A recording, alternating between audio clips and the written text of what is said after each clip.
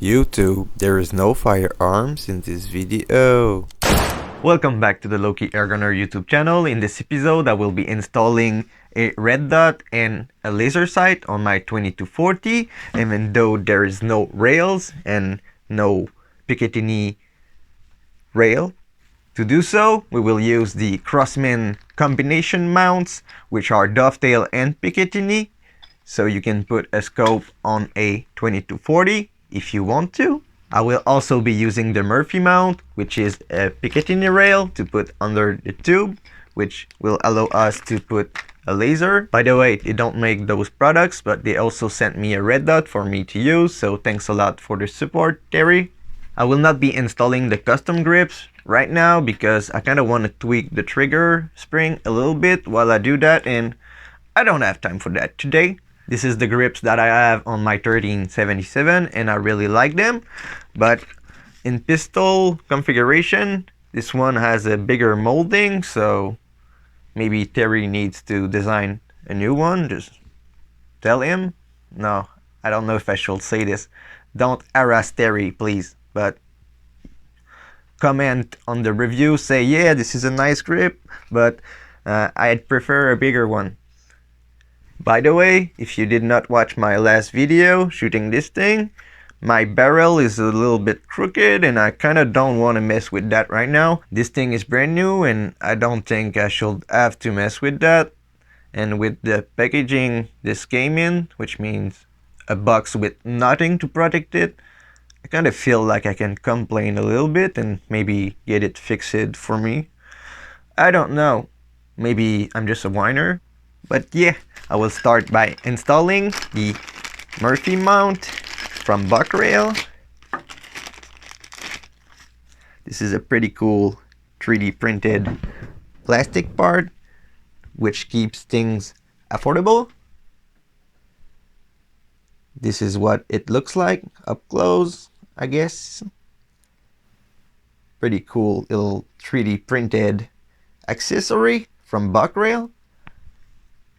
By the way, they give you the tools that you need to install it, which is a good thing if you're at the range and forgot to bring stuff with you. For this one, you simply loosen the 2 screws and make sure to not lose the hardware behind it, I guess.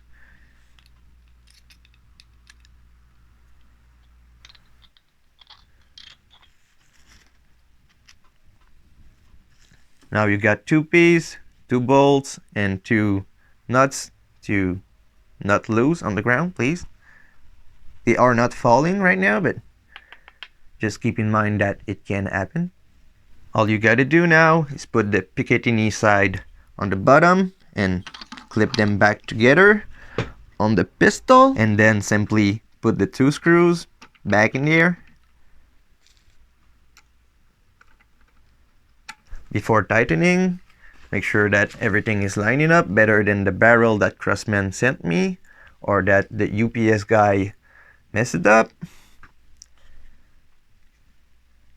Once you made sure everything was fine, tighten it, but not too much because this is plastic and it doesn't need to be extra tight to hold great anyway because those parts are very well made. Terry is a good 3D printer.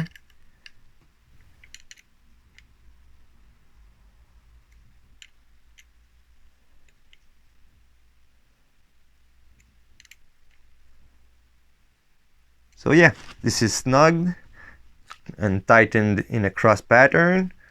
It is not 100% straight, but I think that's the fault of my silly barrel, honestly, because it is leaning the way that my barrel is leaning, so Crosman is messing me up right now. But yeah, it is not wobbly at all, very solid on there. You can see my pipes working. Okay, I'm not faking. Now let's unbox the laser sight that they sent me, which is also available on their website. They don't make this stuff, but they have it available on their website just for you to shop only in one place and save a bit of money for shipping and stuff sometimes. Do what you want. So this comes with no instructions whatsoever, which is funny, I guess. You get a laser, 2 Allen wrench keys, sting, and 3 batteries. I don't know if I need all of them, but I guess this is where they go.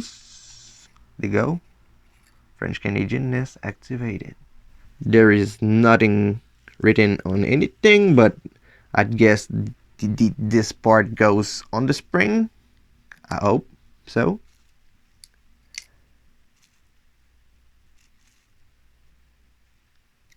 There is a spring on both ways, so now I'm kind of doubting that, but hey. Screw that back on, and if it doesn't turn on, it's because it's wrong. Good. I guess this is the elevation adjustment and this is the windage adjustment, but let's install it first. By the way, this is the first time that I see a picatiny. Maybe this is Weaver, I don't know. There's nothing written on it, okay? But what I wanted to say is that there's no bars in the middle, okay? I don't know if the screw is weird or the wrench is weird, but I think it's the wrench and the screw. Holy crap! Thanks a lot to Terry for what he does for the community. That's a fucking song. So I got it kind of flush there and kind of, you know, since there's no bar, I can put it where I want, I guess. And make sure to not tighten it too much and break the rail. I got it pretty tight right now, and this is enough. Don't over tighten stuff made in plastic and then complain to Terry because you're a dummy, okay? By the way, I don't think my viewers are dummies, but you never know. Please don't do dumb stuff. I love you guys. Now that I got this on, I guess my best bet is to sight this in with the iron sights, which are made of plastic. So I guess I need to mess up my camera setup to go and do that.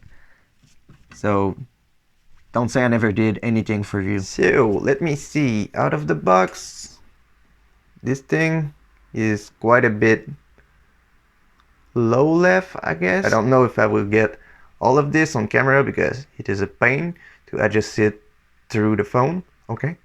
By the way, for my French Canadian and France subscribers, le doigt sur le ponté!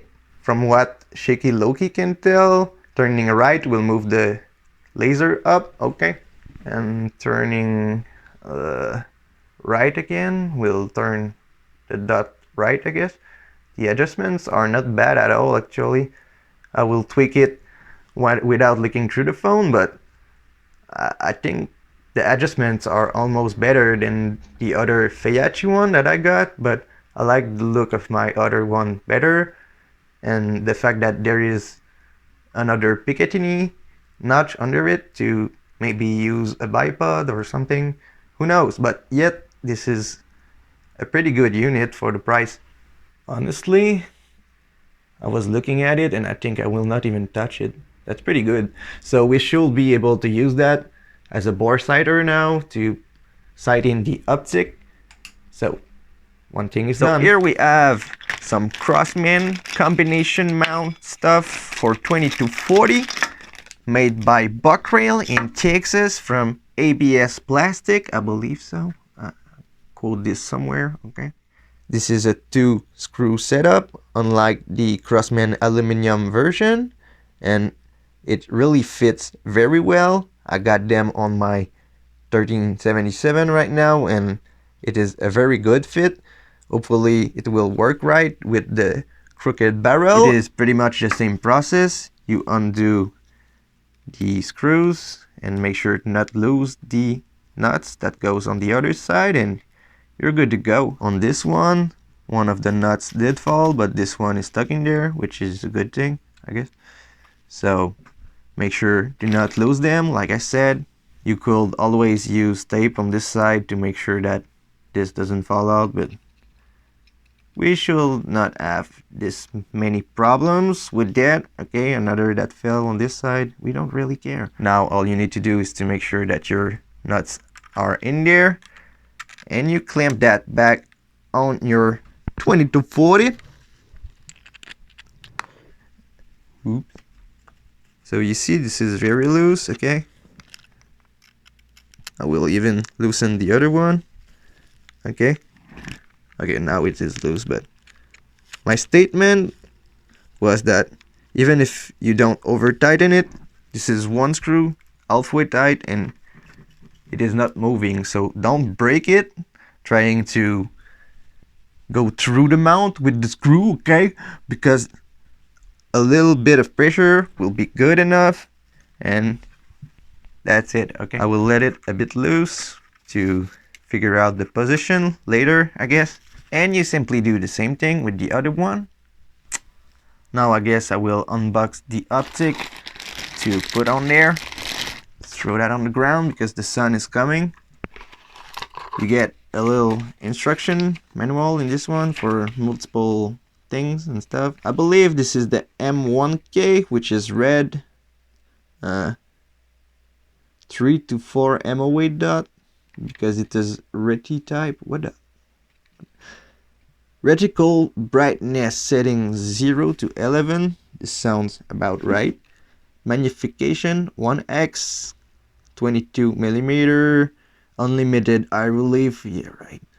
Optical coating red. This sounds about right. Shockproof, nitrogen filled, waterproof, fog-proof. Yes. Field of view meter at 100 meter, I guess. 10.7. Okay. Parallax free at 20 yards.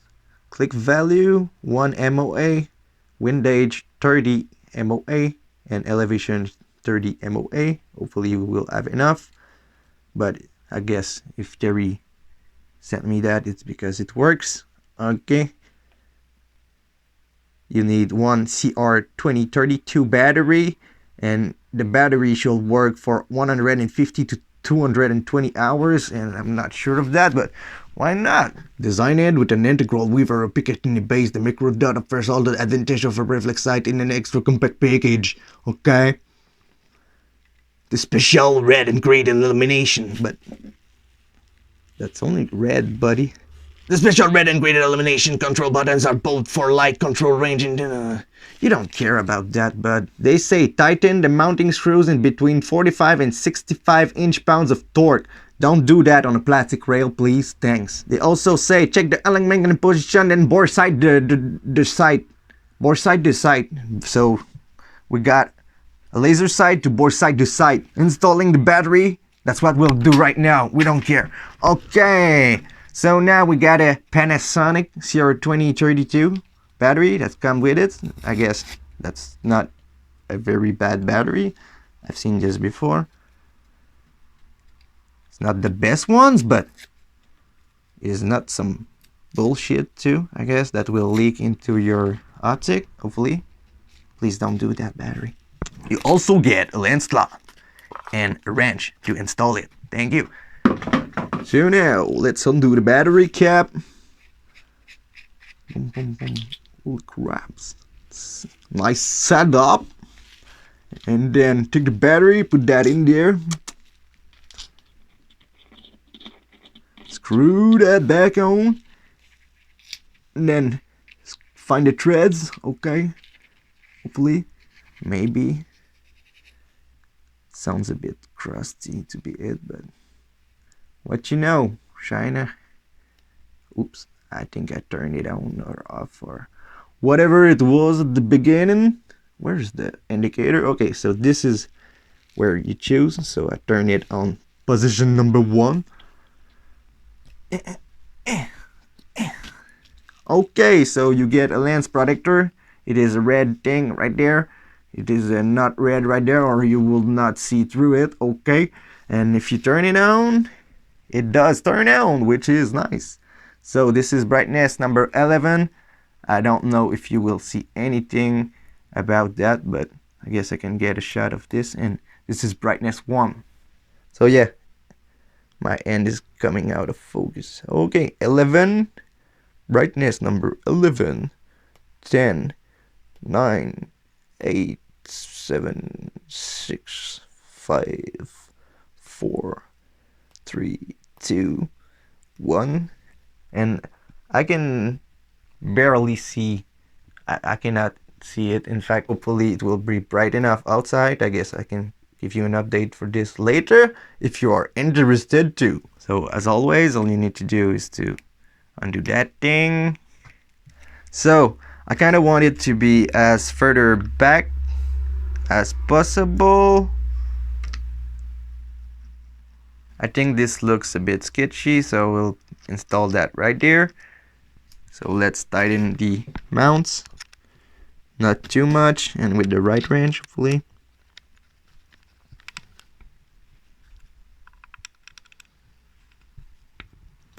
So now that this is snug and not moving at all, you can install the red dot on it. This also works for scopes, but you might need a different or longer scope depending on what you do. By the way, pistol scopes are different, so make sure that you think about that. Another option is to get a folding or adjustable stock from box rail, but hey, then let's slide this red dot on there. Should be pretty much straightforward, and then simply tighten it a bit. Make sure that it is straight, which it does seem to be. I kind of wish I could move it a bit forward, but it is what it is. They also have another version of this mount for the 20-40 and 13XXs that is one piece for red dots only. Now that I made sure that everything was fine, let's give it a good snug, but not a plastic breaking snug. Okay. This is on there good. So this is what we got.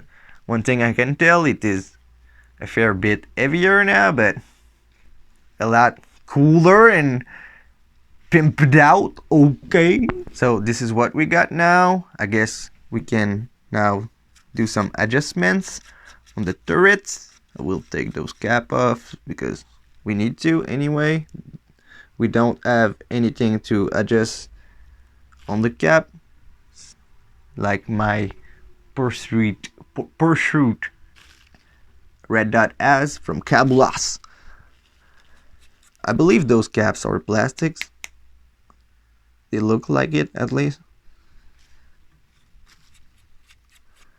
but they do feel pretty good. So I believe they said one click was 1 MOA at something yards. Okay, let's go and try to match that with the bore sighter that we got on there, okay, which is in fact a laser sight. And I think I will call it a day for today because I'm running late for other stuff, and we will shoot it like that in the next video. Well, I just realized I was not filming. This is not the kind of thing that you want to do with scope, but I think the adjustments are backwards. I hate red dots for this. Okay, so yeah, just make them match together. And this footage was, the footage when I did it off camera was great, but now, okay, so basically the bottom dot is the laser sight, the top one is the red dot, and the adjustments are backwards, so I had a bit of issues with that. Basically the camera was off the first time that I adjusted it very nicely while explaining stuff, and now the microphone was dangling on my tripod. So this is a great video. Please leave a like. Now I'm kicking the tripod. Leave a like if you like this 20-40 and my skills at video making. So I guess if they say up and that's not what I want to do, I will go the way that they say up. Okay, this is pretty hard to do on camera. So I guess I'll do the opposite of what I will do if I was going for logic, I guess. So this is the laser sight.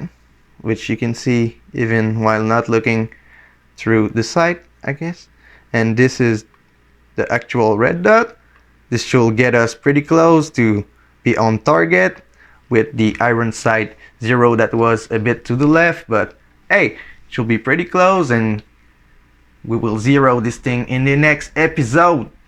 Tip of the day, don't forget to turn everything off if you don't want to be wasting batteries and kill the environment. Okay, eco-friendly air gunners please, but we will still shoot lead. Of course, there was no CO2 in there the whole time, so it was perfectly safe to work on. YouTube, by the way, Buckrell products are for airgun use only. I hope you guys are excited to see me try this setup next time that I make a 2240 video, which will be soon enough. It is still not CO2 weather outside, but we can sight it in inside and then figure it out. Red dots and lasers are a lot easier for my bad eyes to focus on, so I think we could see an improvement from having those accessories on the pistol, honestly, because I can see. Also, keep in mind that if you get those kind of mounts for a scope, you might need either to put the 2 rings on the front, which looks weird in my opinion, or to buy a mount to set it back for proper eye relief. But this is really quality 3D printed stuff, and I do recommend it. So if you are interested in any of this stuff, go on. And if you are from Canada, a special thanks to Terry for sending me those products. I really appreciate the support to my small channel. I also want to say thank you to you, the viewer, who make this channel a channel. The airgun community is great, and I'm glad to be part of it, and I hope you are too.